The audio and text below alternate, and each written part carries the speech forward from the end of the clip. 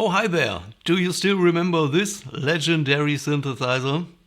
Tyrell N6 by UHE? Well, I assume that most of you know about this one. And the reason for this video is they've made an update.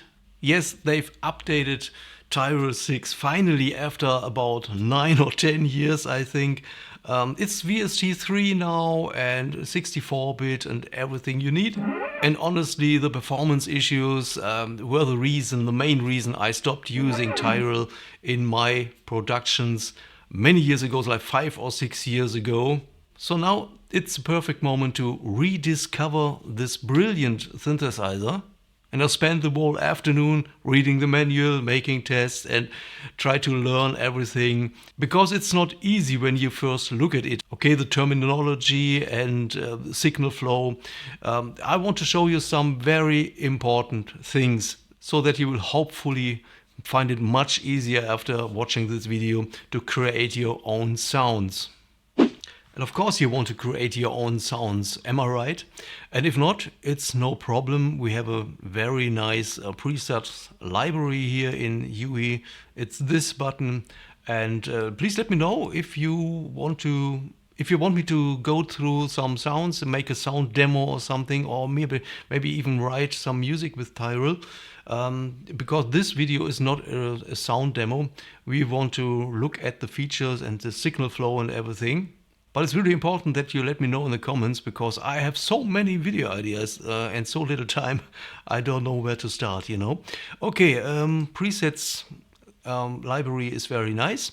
You can save your own preset here with save. And just let's get some basics out of the way. Right click on the logo, opens this video. You can go to some websites or install a sound set you downloaded somewhere. We have a detune and transpose button, very self-explaining. Not so much. Okay, we will talk about the detune button in a minute. Output, just business as usual. And VCA, this is the general output channel. It goes to ADSR1. This means the envelope 1, which is here. ADSR envelope 1 VCA. Voltage control amplifier is pretty much the terminology of modular synthesizers. And I think the envelopes here, envelope 1 and envelope 2, are pretty much self-explaining too. Let's continue up here with the modes and the voices. I will talk about the modes in a minute. But now let's talk about the voices, because this is really important to understand. Tyrell is only capable of playing 8 notes or 8 voices at a time. It's an 8-note polyphonic synthesizer. And this means if you use 2 voices, you can only play 4 notes at a time. And if you set it to 4 voices, you only can play 2 notes at a time. And everything higher than 4, 5, 6, 7 or 8 means you can only play 1 single note at a time, but that note consists of 5 or more voices. And when you're doing that, let's try 8 voices. So I can only play 1 note. I can only play 1 note at a time, but this note consists of 8 voices.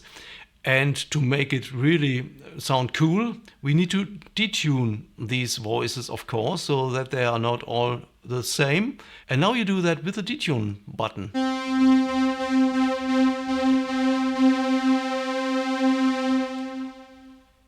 You can create really fat lead sounds that use so many voices here, or a bass sound maybe.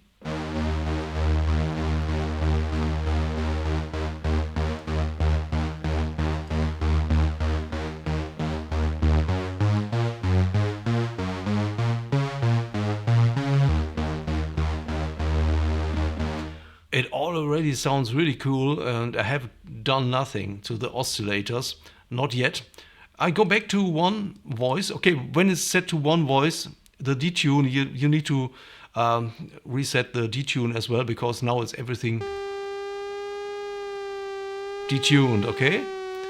So with 1 voice, it's just detuning the whole thing, or fine-tuning. Double click resets everything. Double click on any button resets it. And when you use like two voices,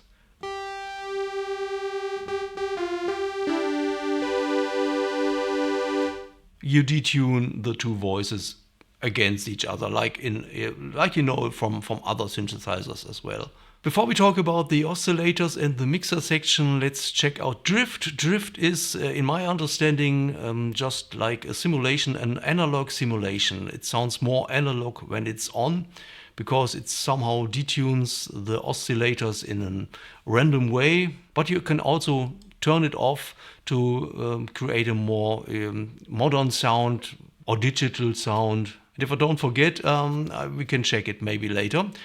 Let's set it on again, and now look at the mixer section here. Here you can see that we have oscillator 1 and oscillator 2, as well as some more interesting stuff here. And oscillator 1 is referring to shape 1.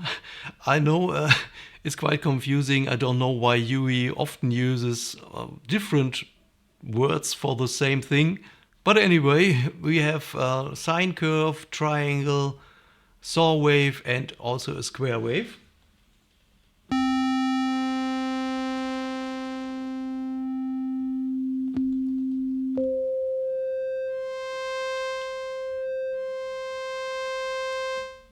And here in Tyrell, oscillator 1 is like the main oscillator, while oscillator 2 is more like an additional one, the follower, where you can apply some detuning and stuff and modulation.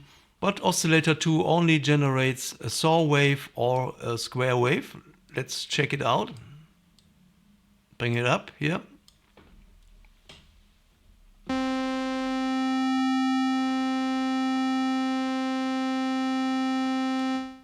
Or both together. And I also detune oscillator 2, like maybe a fifth note higher.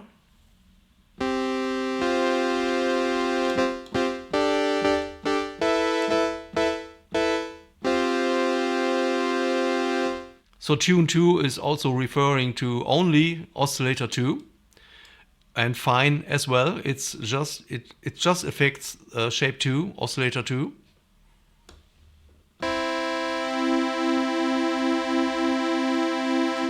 Which creates pretty much the same effect as if you would work with two voices and detune them here, like I've shown you before. And you have two more buttons for tune modulation for oscillator 1 and oscillator 2. And you see that only tune mod 2 has a source here as well. Source 1 and 2 is also referring to oscillator 1 and 2. So T-mod 2 is connected to the ADSR envelope 2, which is pretty normal. We often use envelope 1 for the actual playing and how the keys play the notes, you know. But envelope 2 is often used to trigger a filter or an effect, a modulation effect. Like in this case, the tune modulation of the oscillator 2. Maybe we can play around with it. I play like...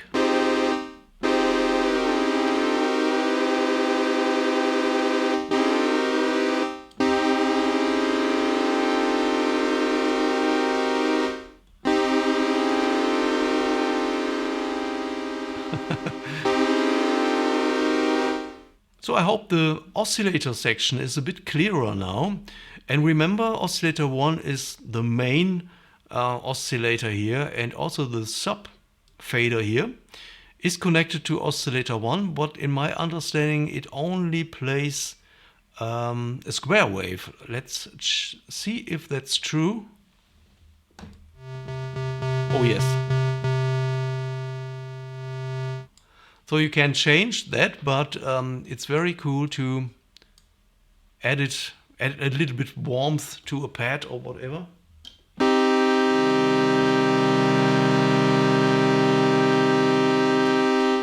And then there is noise.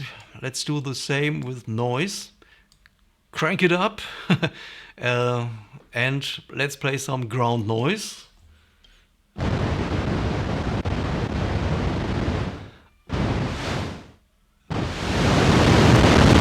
and white noise and pink noise. Ooh, it's very loud. I'm sorry.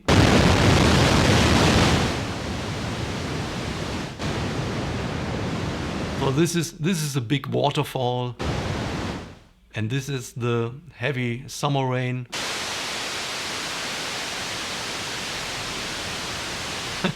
Okay, enough noise. I almost forgot you to show a very, very important thing about the mixer. Because look at the velocity. It goes up to 0 when it reaches here the 8, but you can go higher up to 25 dB, and this way you can overdrive the oscillator, which can make really aggressive, super cool sounds.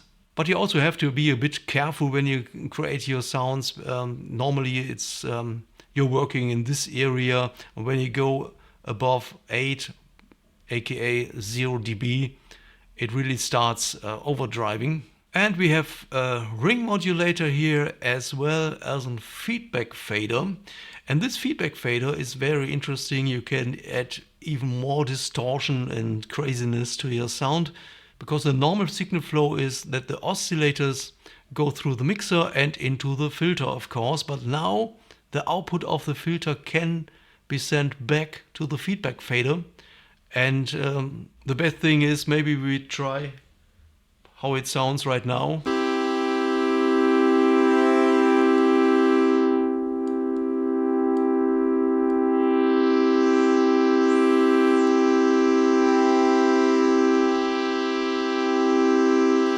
I know I'm not doing it perfectly right now, it's just a trial and error here, but you already hear that there's something happening, and when you understand the idea that the output of the filter section is going back to the fader, it makes sense, I hope. And before we continue, just a quick reminder, if you like what I'm doing here, please consider subscribing. It's free, can be cancelled anytime here on YouTube. You know, I'm just fighting my way to the top on YouTube by creating open-minded and easygoing content for musicians and home producers, music producers. But before the self-promoting block gets too annoying, let's continue with the filter section here of Tyrell. It's pretty much self-explaining so far. Cut and resonance and mix spread is very interesting, because we have low pass and high pass filter, and we have a band pass filter. Let's try it out. I have the filter all open, the cut.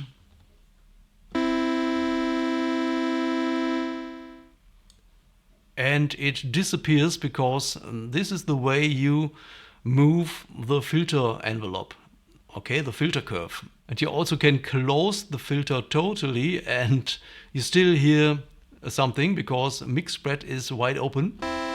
It's now high pass, and I move it to low pass, and it disappears again. So maybe we try the same thing with the band pass. Let's open it a little bit.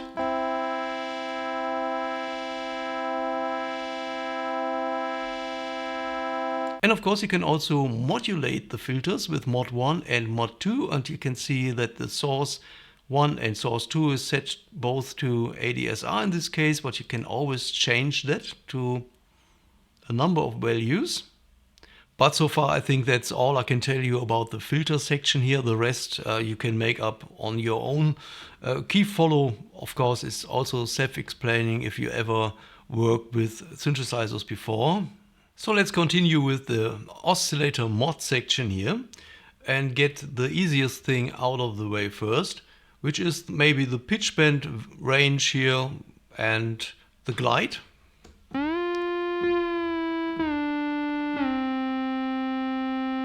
Pretty normal stuff, but how can I explain soft sync to you? Soft sync means that the oscillators, our two oscillators, get synchronized more. So when our main oscillator 1 starts its loop, oscillator 2 starts its loop as well. And it's not just following. Like this is normal, the normal setting where oscillator 2 is just following, but you can crank it up to make it start at the same time, if I understand it correctly, than oscillator 1. So it's basically a little bit of fine-tuning for nerds. And I'm really sorry for not being able to explain it in a better way. Okay, but now this is much easier. It's the PW, the pulse width, okay?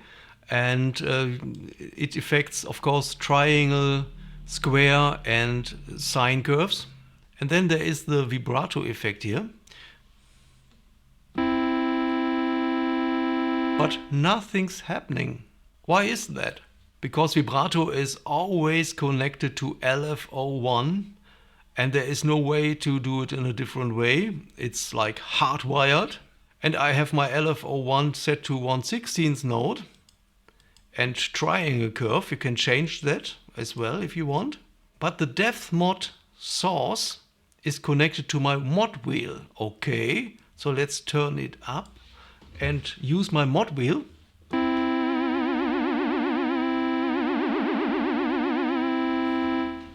But you can also come up with a manual setting for the vibrato by reducing the value with this button here.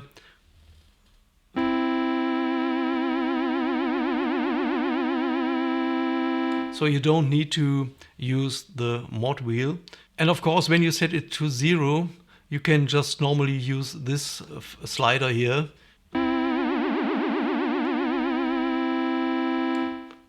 Maybe this setting makes a little bit more sense.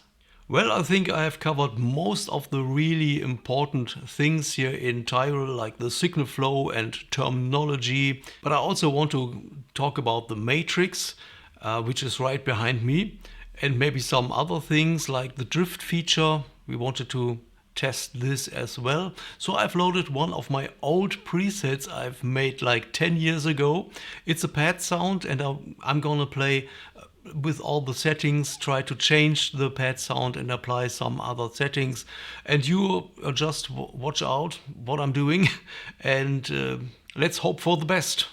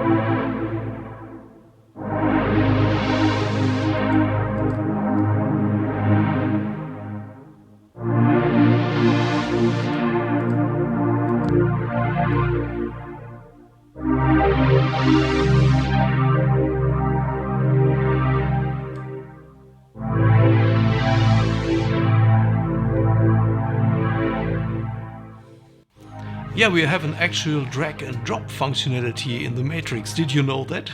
I used it to create something like an wavetable movement on Oscillator 1, but we're still scratching the surface here. And if you want to dive deeper, just go to the UE website and download Tyrell N6 for free. So long, please don't forget to leave a like before you go. My name is Marcus. I thank you very much for watching and hope to see you soon in the next one.